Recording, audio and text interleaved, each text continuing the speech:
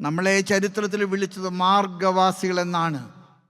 തോമായുടെ മാർഗത്തിലൂടെ നടന്ന നമ്മുടെ കാരണവന്മാരെ, ആ മാർഗം നമ്മൾ കുടിയേറി പാർത്ത നാട്ടിലും നമ്മൾ ആഗ്രഹിച്ചതിനേക്കാൾ ദൈവം കരം തൊട്ട് വളർത്തി.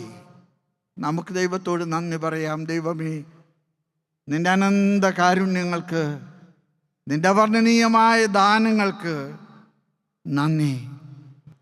നമ്മുടെ പിതാവായ മാർ തോമാസ് ശ്ലീഹായുടെ ധീരതയും ചങ്കൂറ്റവും നമുക്ക് നമ്മുടെ വിശ്വാസം ഇനിയും ഈ കാലഘട്ടത്തിൻ്റെ വെല്ലുവിളിയുടെ നടുവിൽ ഉയർത്തിപ്പിടിക്കാൻ കാരണമാകട്ടെ. അവൻ്റെ കൂടെ പോയി മരിക്കുന്നതാണ് അവനെ ഒറ്റിക്കൊടുക്കുന്നതിനേക്കാൾ നല്ലതെന്ന് പ്രഖ്യാപിക്കാൻ ഇഷ്ടം കാണിച്ച തോമ, ഉത്ഥാനത്തിലെ തനിക്ക് കാണാൻ കഴിയാത്ത കർത്താവിനെ കണ്ടേ വിശ്വസിക്കുമെന്ന് നിർബന്ധം പിടിച്ചപ്പോൾ പുതുഞായറാഴ്ച പ്രത്യക്ഷപ്പെട്ട കർത്താവ് തോമയെ വിളിച്ച് വിലാവ് കാണിച്ചിട്ട് പറഞ്ഞു, തോമ കാണുക.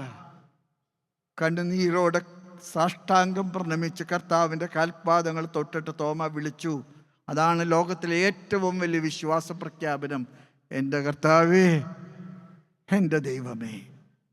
നമുക്ക് നമ്മുടെ പിതാവിൻ്റെ മാർഗം തുടരാം.